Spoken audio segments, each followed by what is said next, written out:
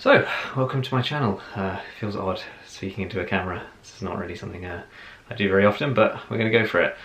The main reason that I'm going to start creating videos as and when I have the formulation necessary to do it is because I'd like to have a kind of point of reference that I can go back to when I'm formulating these ideas, predominantly psychological ideas. You can see, as the name suggests, I'm a psychologist, or indeed psychologist in training.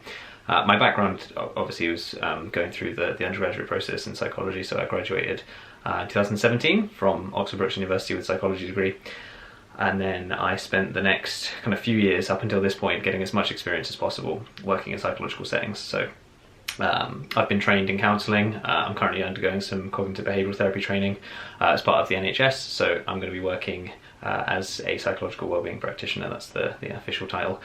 Rather long-winded, but we're basically just doing CBT, cognitive behavioural therapy, with mild to moderate depression, anxiety, panic, phobias, these kinds of things. So that's what I'm currently doing. I'm studying at the University of Reading at the moment, postgraduate.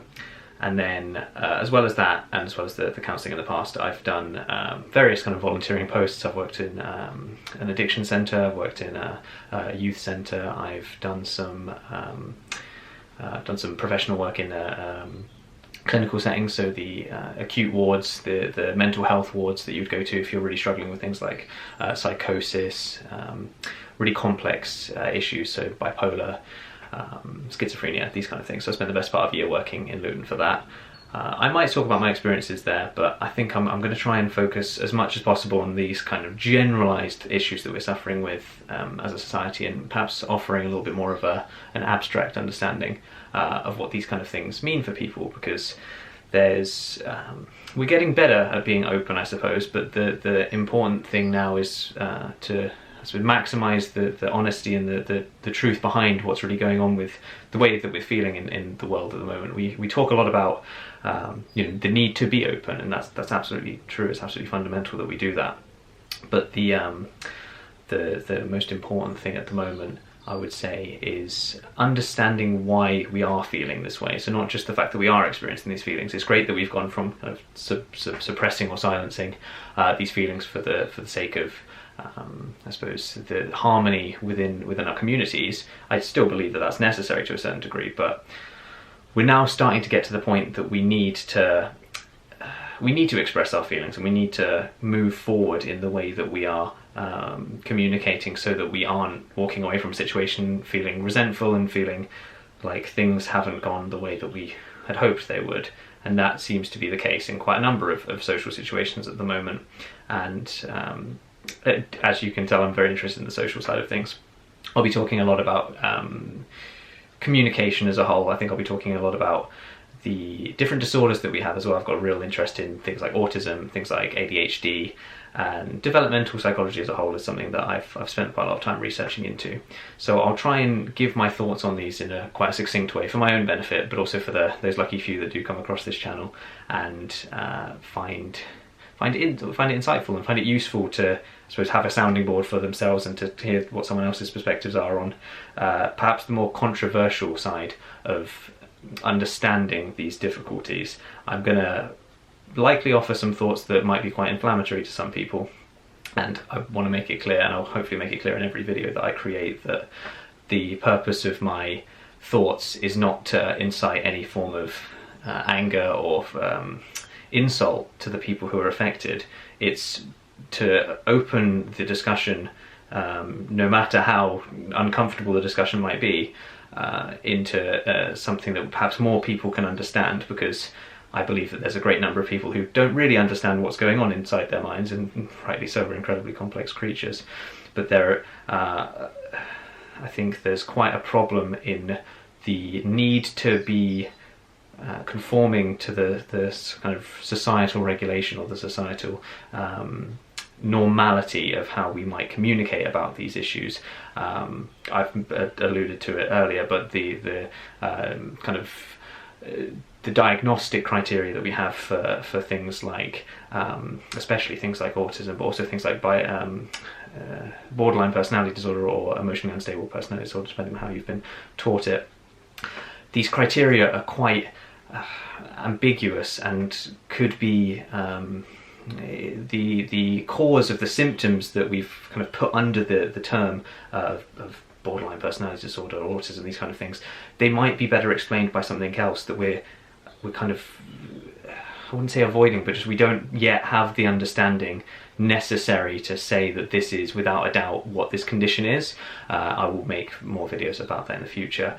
For those of you who are here and listening to this, you feel free to comment at any point on what kind of things that you'd like to discuss or hear a discussion about from myself. I'm by no means an expert in any of these, but I do spend a lot of time thinking about these things, and I spend some time trying to categorize my thoughts and trying to present them to people in the conversations that I have to ensure that we are kind of speaking about these issues that do have real value, and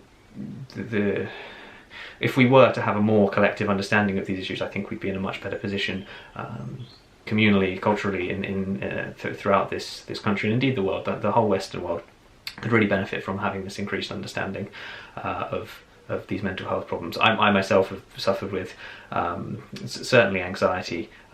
Social anxiety was a real focus point for mine throughout my teenage years and my developmental years, and so that's a point of, I suppose, close to my heart, something that I really want to work with and I really want to support people with, because I'm fortunate in that I've had the tools to be able to move past it, in a sense.